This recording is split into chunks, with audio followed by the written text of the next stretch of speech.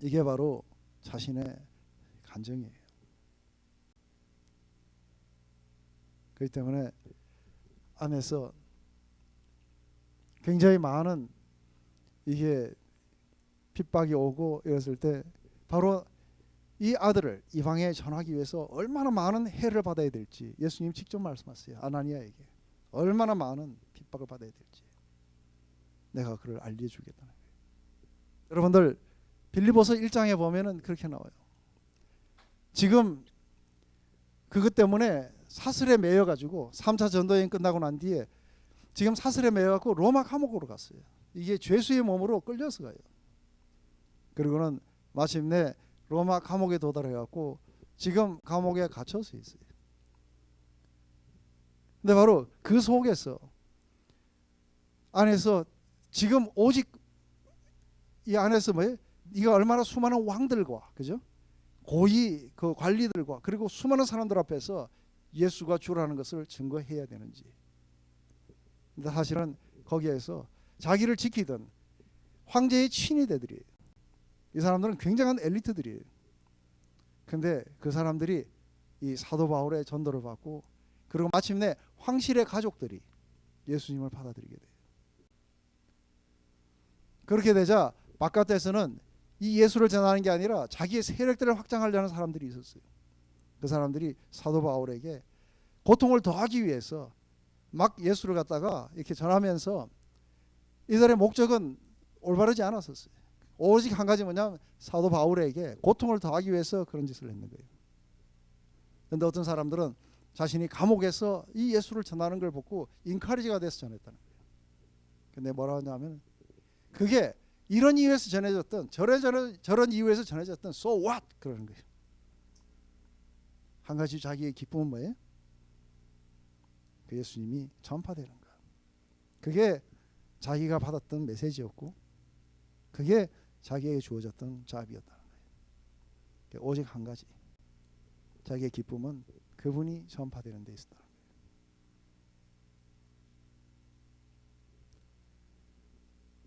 그렇기 때문에 오직 한 가지 내가 살든지 죽든지 그건 지금 별로 중요하지 않다는 거예요. 한 가지 중요한 거는 자기의 모든 삶을 통해서 오직 그분이 glorify 되고 그분이 전파되는 그것으로 인해서 내가 기뻐하고 또 기뻐한다는 거예요. 왜냐하면 내 삶에 오직 한 가지 목적이 있다면 그것은 바로 그 예수님을 더 깊이 알고 그분을 더 많은 사람들에게 전하는 것이 자신의 삶의 목표였다는 거예요. 그뿐 아니라 자기의 죽음을 그렇게 봤다는 거예요. 자기가 그렇게 추구하던 그분을 마침내 영원히 함께 소유하게 되는 그게 자신의 죽음이 가져다주는 선물로 받다. 내게 사는 것은 그리스도니 나의 죽음 또한 유익임이라 했던 그 이유를 그렇게 얘기합니다.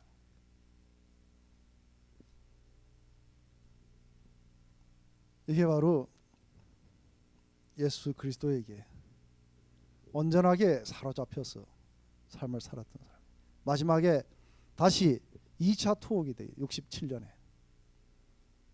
그리고는 네로의 황제에 의해서 다 죽어가요.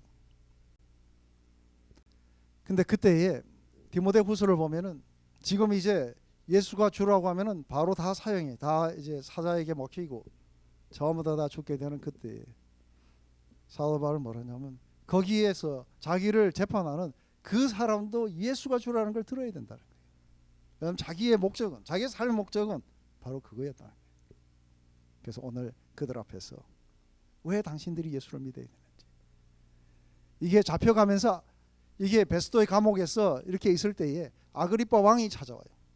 그래서 그 아그리빠 왕이 들었을 때 뭐라고 그러냐면 아그리빠 왕이요 모든 면에서 난 당신이 나처럼 되기를 원합니다. 한 가지만 빼고 이렇게 체인에 묶이는 것 빼고 당신이 나처럼 되기를 원합니다.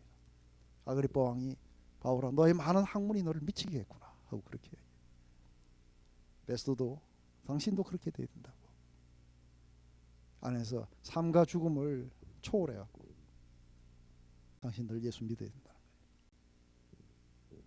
이게 사도 바울이 이야기했었어요. 근데 거기에 누군가가 와갖고 예수님이 아닌 우리가 좋은 크리스찬이 되려면 이래야 돼요, 저래야 돼요 하면서 이런 것도 지켜요, 저런 것도 지켜요 하면서 바로 이 예수님을 점점 멀리 떠나가기 시작하는 거예요. 예, 많은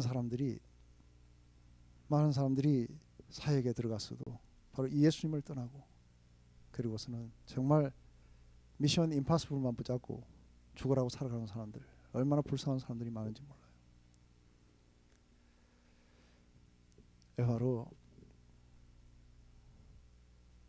처음 주님을 만나고 나서 정말 부르면서 마음속에서 그렇게 뭐랄까요, 아멘을 부르면서 했던 그 찬송들이 바로 그거였던 거죠. 내 구주 예수를 더욱 사랑. 엎드려 비는 말 이것이니 다만 내 구주 예수를 온 마음을 다해서 사랑하게 달라고. 2절에 가면은 이 세상 이전에는 이 세상 낙이 그렇게 즐거웠으나 이제 내게 오직 한 가지 기쁨은 오직 예수라는 거예요. 내가 이 세상 떠날 때 찬양하고, 왜냐하면 내가 그렇게 사랑하는 그분에게 내가 가게 된다는 거예요. 숨질 때 하는 말 이것일세. 그때도 바로 이 예수님의 사랑을 더 알고 그분을 더 사랑하게 해달라는 거예요. 이게 바로 자신의 그 간증인 거죠. 우리 그 뒤를 조금 더 해보십시다.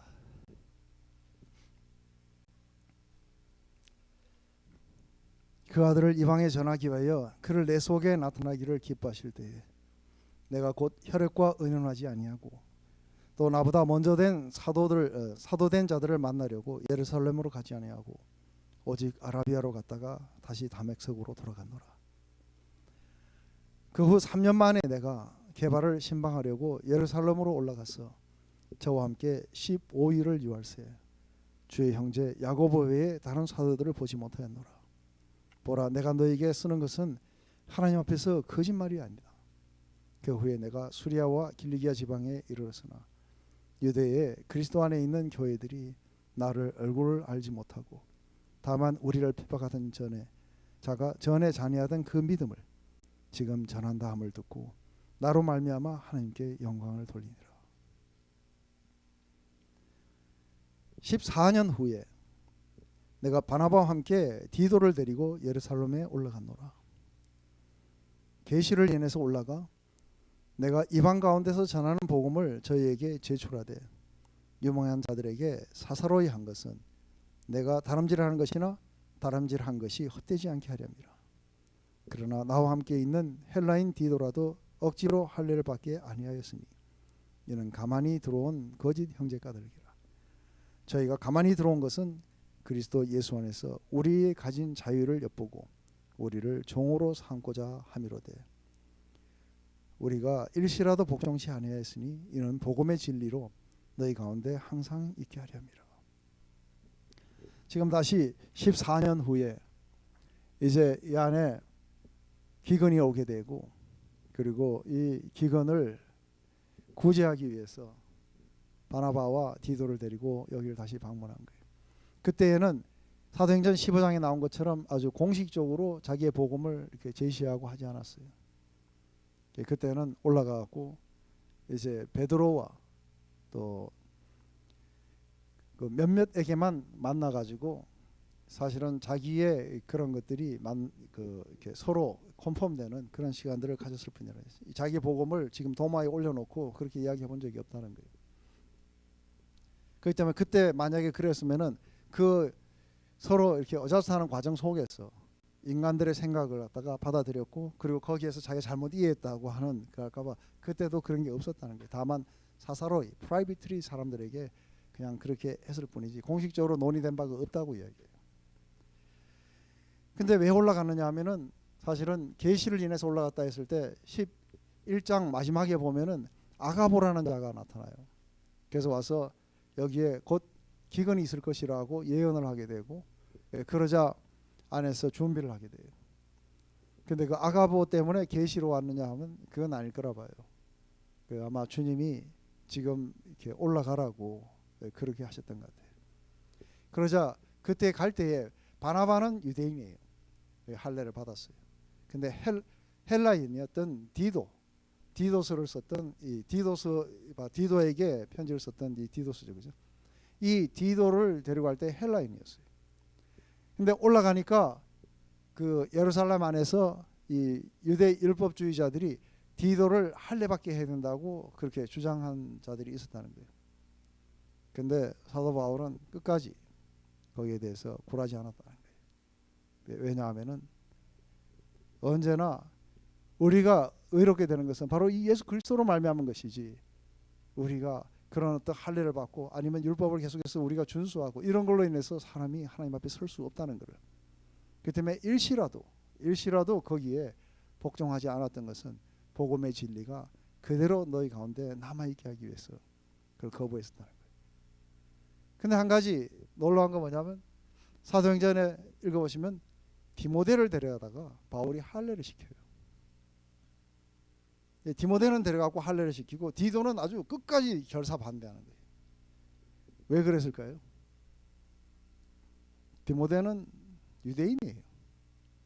근데 이 유대인이 지금 가서 복음을 전하는 게 유대인들이에요, 그죠? 그렇기 때문에 안에서 할례나 무할례는 아무런 효력이 없다는 거예요. 다만 사랑으로 역사하는 믿음뿐이지만 굳이 유대인이 이방인처럼 그렇게 살 필요는 없다는 거예요. 이게 너희들의 전통이면 유대인이면 유대인처럼 남아가지고 오케이 할례를 받고 가서 복음에 지장이 없도록 해라 해가지고 이 디모데는 할례를 시켜요. 근데 이걸 갖다가 잘못 이해하면은 봐라 할례를 받지 않았냐 하고 했는데 아니라는 거예요. 디도는 이방인이었다는 거예요. 그렇기 때문에 다만 그렇게 한 것은 유대인들에게 복음을 전하는데 방해가 되지 않기 위해서 했을 뿐인 거예요. 네, 이 디도에게는 한시라도 일시라도 우리가 거기에 대해서 한번 그래 볼까 하고 이렇게 생각해 본 적도 없다는 거예요. 왜냐하면은 복음의 그 순수성이 남았어요. 그것들이 계속해서 지속적으로 너희들에게 영향을 미치기 위해서 그렇게 했다는 거예요. 근데 그들이 와서 계속해서 그렇게 했던 것은 우리가 그리스도 예수 안에서 가졌던 우리들의 그 프리덤을 보고 다시 어디로 데려가려고요?